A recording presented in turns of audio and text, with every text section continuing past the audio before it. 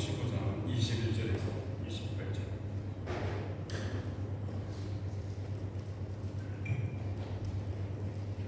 한 절씩 교독하여 읽겠습니다.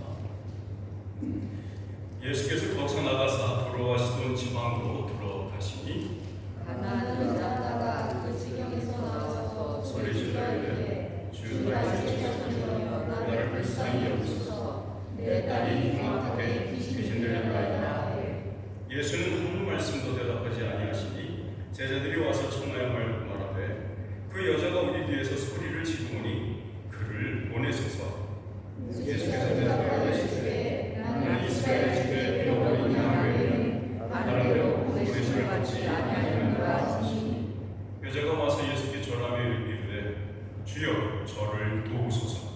대답하여 이르시되 자녀의 병을 취하여 그들에게 늦음이 마땅하지 아니하니라. 여자가 이르되 주여 볼소이다마는 개들도 제 주인의 상에서 떨어지는 부스러기를 먹나이다 하니 예수께서 대답하시되 여자여 내 믿음이 크도다 내 생각을 되리라 하시니 그때부터 그의 딸이 나오니라. 아멘. 성령이 교회에게 하시는 말씀을 들으시기 바랍니다. 아멘. 자리에 앉으십시오.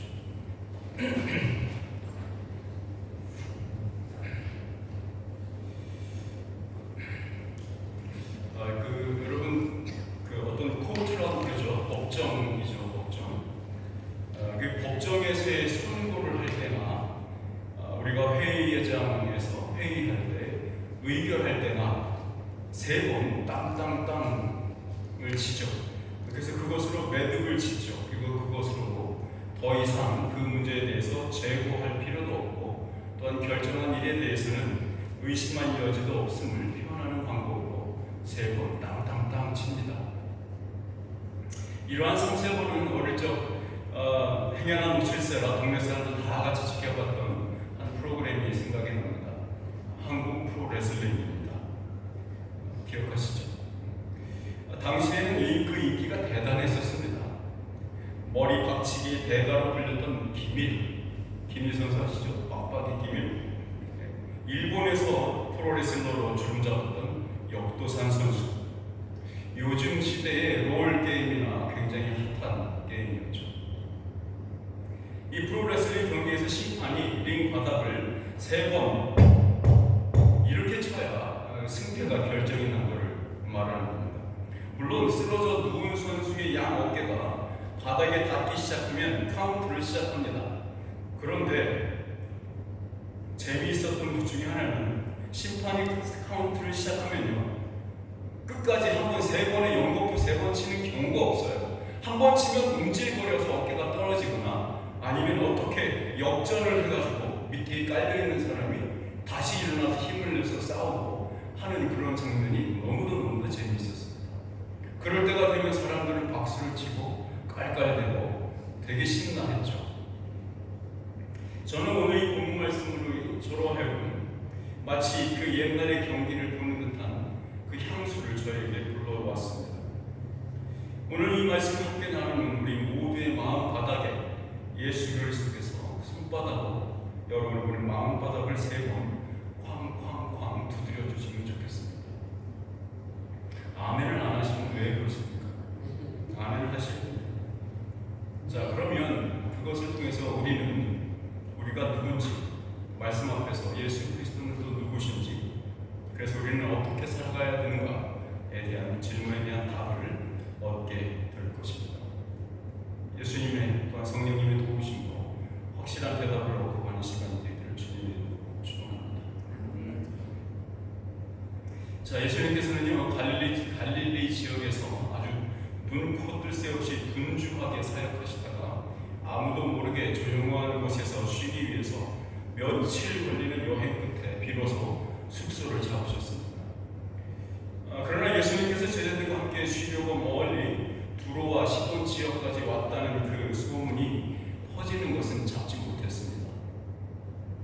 당시 두로와 시돈 지역은요 수로보니게라고 불린 헬라 지역의 영토였습니다. 오늘날의 그 이스라엘 지역이나 지금의 레바논 지역이 거기에 해당합니다. 레바논 아시죠? 헤즈볼라랑 싸우는 이스라엘과 싸우는 그 여기가 지금 우리가 말하는 두로와 시돈 지역입니다. 예로부터 이스라엘 사람들은 이 두로와 시돈 사람들과 감정이 좋지 않았습니다. 마치 우리나라 사람들이 일본 사람들과 감정이 좋지 않은 것처럼 말이죠. 아마도 더 심했었던 것 같아요. 왜냐하면 우리나라는 이스라엘만큼 선민 사상에 쩔여 있지 않았기 때문에 그 도가 더 심하지 않았을 것 같아요. 어쨌거나 이 지역에서는요, 왜 그런 역사적 감정이 있었냐면, 그 엘리야 선지자라고 기억하시죠? 구약 성경에, 그렇죠? 그냥 불이 그냥 떨어져가지고 제단에 아주 드라이한 제단을 만들어놨는데 물을 갖다 붓죠. 불이 붙지 못하도록. 그런데 하나님께서 불을 보내가지고 그 물에 다 젖어 있는 재물을 불로 다 삼켜버리셨죠. 그렇게 해서 이 전투에서 이겨버렸죠. 그래서 엘리야가 그와 함께 싸웠던 400명의 그 바알 선지자들을 개울가로 끌고 가서 다 목을 쳤죠. 다 죽여버렸죠.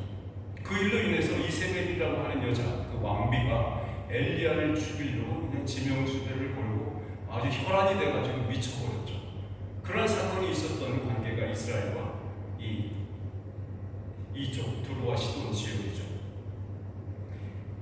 이 스로보니게라는 이름이 보여주듯이요, 이 스로보니게는요 어떤 의미냐면 여러분 잘 아시는 그 유럽 언어의 기반이 되는, 여러분과 우리 지금 이 영국에서 쓰고 있는 알파벳, 이 알파벳을 만들어낸 곳이 이 스로보니게에서 보니게에 해당합니다. 그러니까 페니키아 문명, 페니시아 이게 영어로 이렇게 부르죠. 바로 그곳이 바로 이곳입니다. 지금 그곳에 가 있기 때문에 이 사람들은요 선민은 아니었지만 아주 고도로 발달된 문화, 문명, 그 다음에 지식 이런 것들로 인해서 아주 뭐랄까요, 좀 자고했다랄까요? 이렇게 이스라엘 사람들 이렇게 뭐랄까요, 이렇게 별로 동급으로 보지 않는 사람들이 이 사람들이었어요. 그러니까 이 사람들은 이스라엘 사람들을 동급으로 보지 않고 하층으로 봤고, 이스라엘 사람들은 선민 의식에 저것들은 이방인이고 더러운 것들이니 상관하지 않았고, 이러한 관계에 있었던 것이 이 두 갈등이 있었죠. 그러니까 이들이 이곳 사람들을 정결치 못했고 더러운 우상 숭배자들로 생각을 했습니다. 그런데 예수님께서 제자들과 함께 그런 갈릴리 지역에서의 분주함과 또한 사역으로 인한 피곤함, 이런 것들로부터 피하여서 피정을 가신 거예요. 피정을 가셔서 여장을 풀고 좀 쉴까 했더니 어떤 한 여자가 벼랑한 고막이 찢어져 나가도록 외치고 있는 거예요. 큰 소리를 치고 외칩니다. 부르짖습니다. 뭐라고 부르짖냐면 주 다윗의 자손이여 나를 불쌍히 여기소서, 내 딸이 흉악하게 귀신 들렸습니다. 이렇게 부르죠. 이 여인은 소리를 지르고 있었습니다. 이 원문이 표현하는, 원래의 헬라어가 표현하는 이 말은요, 이 여인이 단 한순간도 쉬지 않고 아주 절박하게 온 몸으로 슬픔을 표현하면서 간청에 간청을 하고 있었다, 이런 얘기입니다. 누가 보면 자기 딸이 귀신 들린 게 아니라 그 여인 자신이 귀신 들린 것처럼 오해될 만큼, 그런 상황이 될 만큼 여자는 아무것도 가릴 것 수치도 생각하지 않고 오로지 자신의 딸을 위해서 이 주님 앞으로 나와서 소리치고 있었습니다. 이 예수님의 고요한 시간을 깨고도 남을 만큼 이 여인의 상황이 절박했음에도 예수님은 전혀 관심을 보이고 싶은 마음이 없어 보입니다. 마치 그 여인의 외침과 절규에 일부러 모른 척 하시려는 듯 한 말씀도 대답하지 않고 계십니다.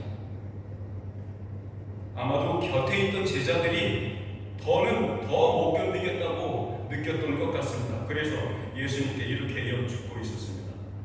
그 여자가 우리 뒤에서 소리를 치고 오니 그를 보내소서. 23절에 기록되어 있죠. 그 여자가 우리 뒤에서 소리를 치고 오니 그를 보내소서라고 말이죠. 제자들이 예수님께 드렸던 이 요청, 이 간구는 제게는 이렇게 들렸습니다. 주님, 저희들 뒤통수가 따가워서 견딜 수가 없습니다. 이거 당초에 시끄러워서 못 살겠습니다. 어떻게 좀 해주세요. 원하는 대로 해주어서 보내버리든지 아니면 쫓아버리든지 말입니다. 이건 이방인의 땅에 오면 좀 쉴까 해서 왔는데 여기 뭐 더하네요. 참 이렇게 말하고 있지 않을까요? 제자들은 예수님께서 그 여인의 요청을 들어주시지 않는 듯한 제스처를 보고서는 자신들과 같은 마음이구나라고 생각할 수 있었죠. 거룩하지도 깨끗하지도 않은 이 이방인 지역에서 게다가 이방인 여인에게 말을 섞는 것은 당대 유대 문화 속에서는 어떤 랍비에게도 어떤 존경받는 사람에게도 허용되는, 해서는 안 되는 그런 일이었습니다. 예수님도 무관심한 것을 보니까 제자들은 더욱 이 여자와 상종하지 않기 위해서 말을 하고 있는 것 같습니다. 왜냐하면 저는 그 말씀을, 그 의미를, 그 의도를 여기서 봤습니다. 제자들이 그 여자가 우리 뒤에서 소리를 지르거니라고 하고 있잖아요. 그 표현을 보십시오. 여인의 케이스를 자기들 눈 앞에 두고 싶어 하지 않습니다. 자기가 관리하고 자기가 딜을 하고 자기가 어떤 관여하고 뭘 도와주거나 직접 나서거나 그런 의미가 아니에요. 자기 뒤에 일이에요. 제자들은 그녀를 바라보지도 않고 관심을 두지도 않으면서도 사람들 앞에서 이름난 유명한 랍비 예수의 체면을 생각해서 뭐 대충 고쳐서 보내주시죠 라고 예수님께 요청하는 것 같습니다. 아마도 제자들은 예수님의 사역이 치유의 사역이라는 것이 자동 판매기처럼 누르면 나오는 결과물이라고 생각한 것 같습니다. 유대에서 온 선생님이라는 자존심도 좀 세워보시고 또 영적인 능력도 있는 것 좀 보여주시면 안 되겠습니까? 이렇게 말이죠.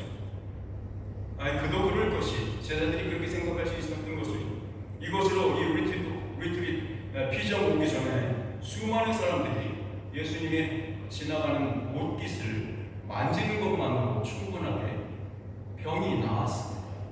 그것을 봤어요, 제자들. 그러니까 제자들이 지금 예수님께 말하고 있는 것 있죠.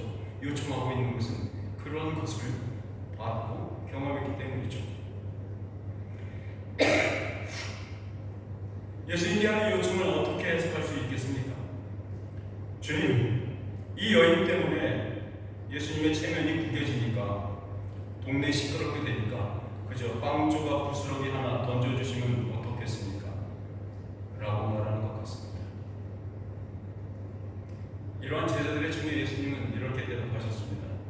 그토록 큰 소리로 온통 정신을 빼놓게 하는 그 여인의 외침에는 아랑곳하지 않고 있다가 제자들의 질문에 이렇게 답하시고 있죠. 24절 말씀입니다. 나는 이스라엘의 집에 잃어버린 양 외에는 다른 데로 보내심을 받지 아니하였노라. 이 예수님의 대답은 제자들로 하여금 더더욱 자신들의 처신이 제대로 한 것임을 지지해주고 있다고 생각하게 했죠.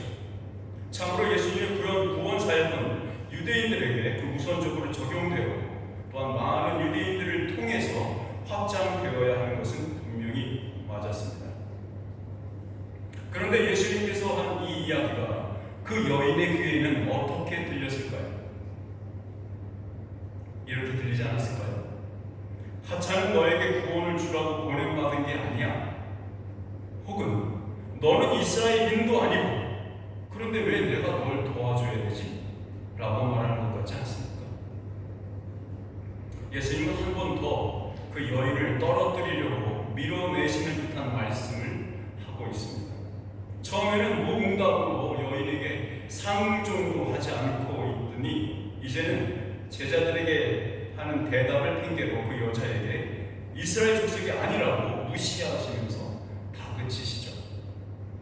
그런데 놀랍게도 그 여인은 예수님의 숙소 안으로 발을 들여놓았습니다. 그러는 동시에 여인은 계속해서 잠시도 쉬지 않고 경배하며 섬기고 있는 제스처를 멈추지 않았습니다. 25절이 그 상황을 설명해 주고 있죠. 이렇게 말합니다. 여자가 와서 예수께 절하며 이르되 주여 저를 도우소서. 여인은 예수님의 발 앞에 엎어져서 계속해서 절을 하고 있습니다. 왜 이 여인은 두 번이나 돌려가기로 모욕을 당하고 있었음에도 여전히 절실하게 예수님에게 매어 달리고 있는 것일까요? 사랑하는 여러분, 우리가 주님께 매달리지 않는 이유가 뭐죠? 두 가지입니다. 하나는 나 스스로 해결할 수 있다고 믿기 때문입니다. 또한 당신 주님 없어도 됩니다 라고 하는 교만 때문입니다.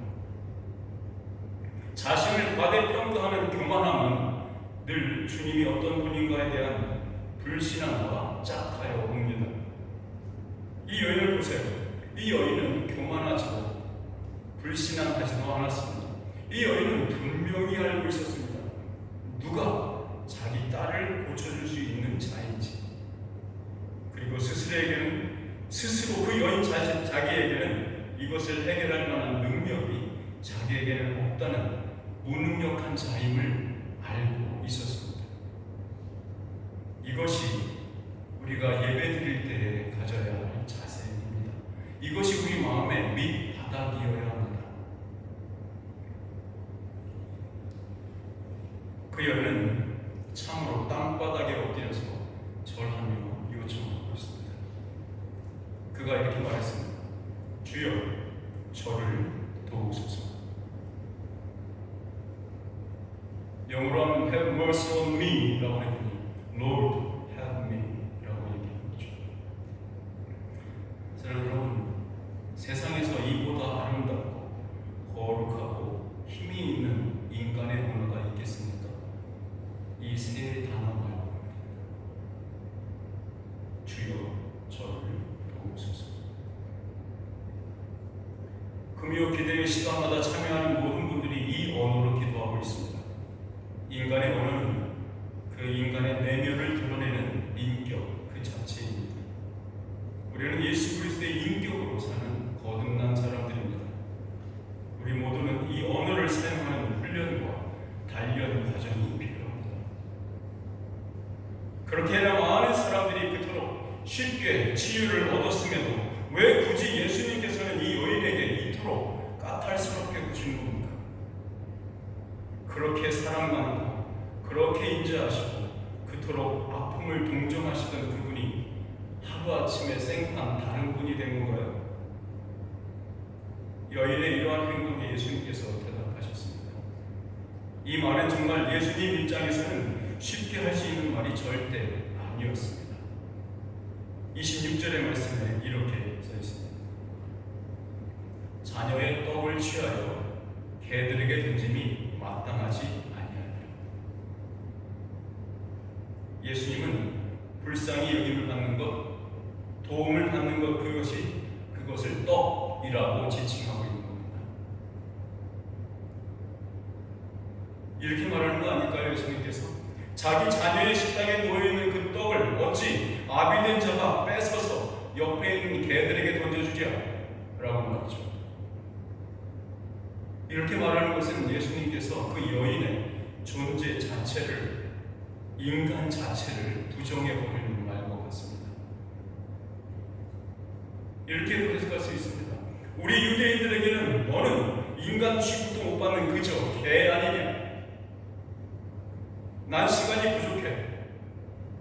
내 제자들이 여기 서서 내가 주는 떡을 기다리고 있는 것이 너는 보이지 않니? 난 내 제자들 챙겨야지.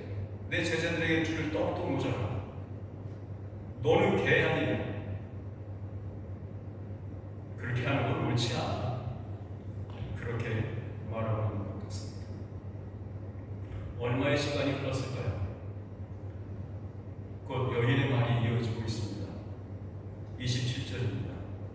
주여, 올소이다마는 개들도 제 주인의 상에서 떨어지는 부스러기를 먹는다.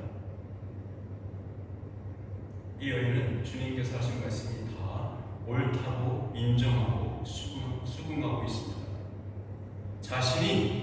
이 여인 자신이 이스라엘 족속에 속한 사람이 아닌 것 맞습니다. 주님의 자녀인 제자들 중 한 사람이 아닌 것도 맞습니다 라고 말하는 겁니다. 그렇지만 적어도 내가 예배하며 경배하는 당신 앞에 있는 개인 것은 맞지 않습니까? 라고 말하는 거예요. 맞아요. 나는 이스라엘 족속도 아니고 제자들 중에 한 사람도 아닙니다. 그런데 난 당신 앞에 있는 개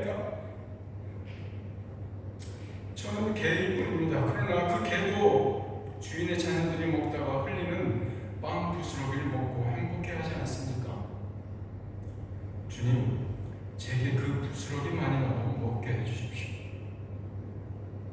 제게 자비를 베풀어 주세요.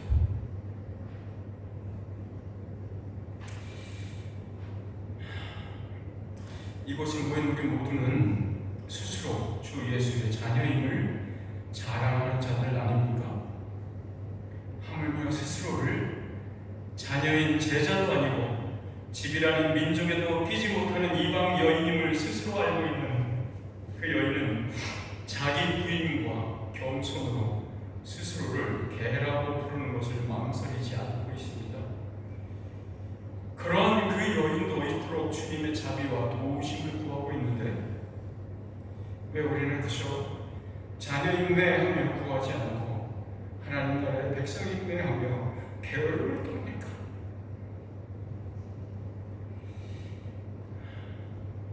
하나님 나라의 백성으로 사는 일은 결코 쉽게 배워지거나 금방 익숙해지는 일이 아닙니다.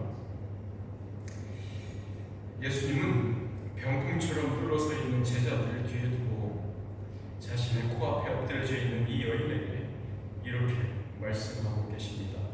28절 말씀이죠. 이에 예수께서 대답하여 이르시되 오 여자여 내 믿음이 크도다 내 소원대로 되리라 하시니 그때로부터 그의 딸이 나으리라.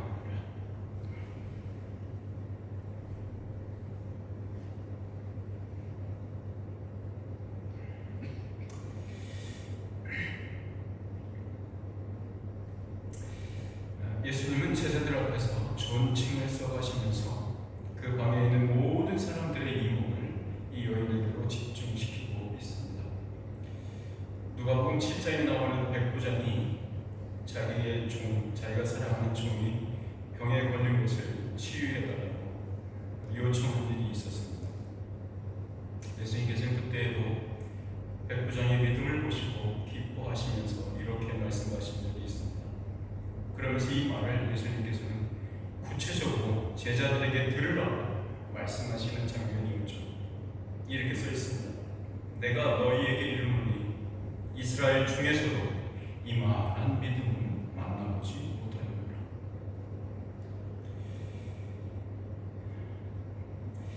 못하였노라. 예수님께서 이 가나안 여인에게 하신 이 칭찬의 말씀인 내 믿음이 크도다, 이것은 제자들 보고 이놈들아 보고 좀 배워라 라고 하는 말과 같습니다. 여러분, 우리가 각자의 인생이지만 인간이면 누구나 매우 비슷한 구조, 그러한 삶의 무대, 그러한 현장에서 살아가고 있습니다. 어떤 이는 자신이 속해 있는 환경으로 주어진 관습과 전통을 자기의 정체성으로 이해하며 살고 있습니다. 또 어떤 이는 누구에게 배웠고 또한 어떤 신념과 이념을 갖고 있는가로 다른 이들과 자기를 스스로 차별하기도 합니다. 그러나 이 모든 것들이 깨지고 부서질 때 마지막 붙잡는 것은 다름 아닌 이것 아니면 내가 나일 수 없어 하며 보여주는 바로 그 자아입니다. 자기 정체성이라고 부를 수 있을 겁니다. 여인은 자신의 정체성을 자기가 예배하며 섬기는 예수 그리스도 안에서 찾은 사람이었습니다. 그래서 그녀는 무관심과 무시 그리고 철저한 모욕과 멸시 앞에서도 흔들리지 않는 믿음을 보여줄 수 있었던 것입니다. 여기 우리가 메어 달리고 붙잡힌 바 되어야 하는 우리의 동아줄이 있습니다. 그 여인의 딸이 나음을 입었던 그 시각을 이렇게 표현했습니다. 그때로부터 라고요. 같은 책인 16장에 아주 비슷한 이야기가 있습니다. 우리 16장 21절 말씀 찾아서 같이 읽어보면 좋겠습니다.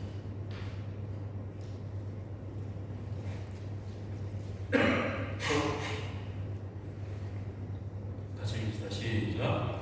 이때로부터 예수 그리스도께서 자기가 예루살렘에 올라가 장로들과 대제사장들과 서기관들에게 많은 고난을 받고 죽임을 당하고 제3일에 살아나야 할 것을 제자들에게 비로소 나타나게 하시니.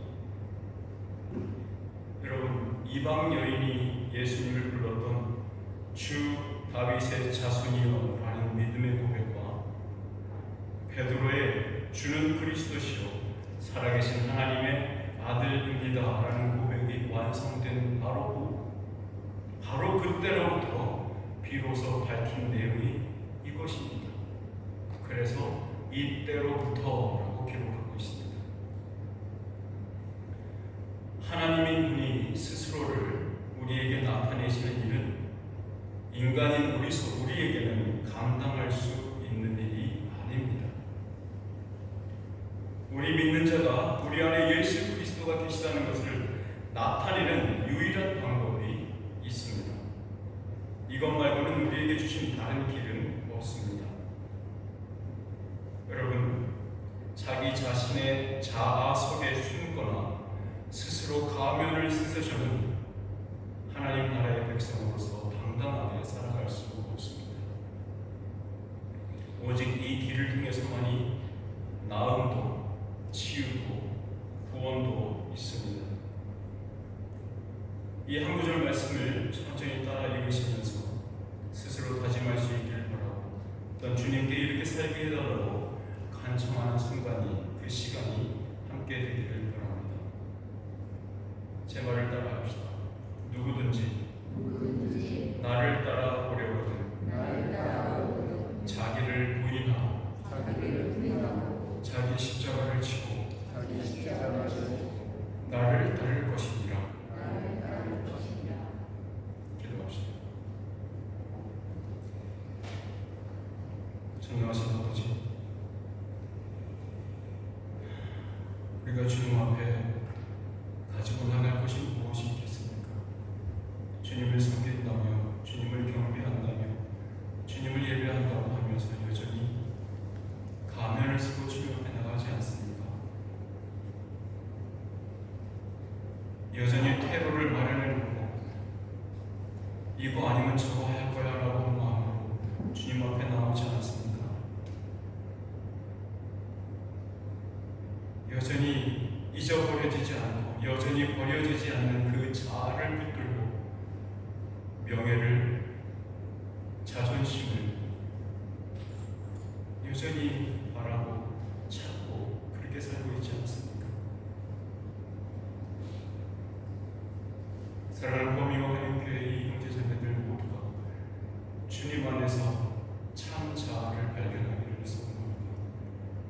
주님 안에서 참 자아를 발견하고 주님 안에서 구원을 발견하고 주님 안에서 십자가를 발견하기를 소원합니다.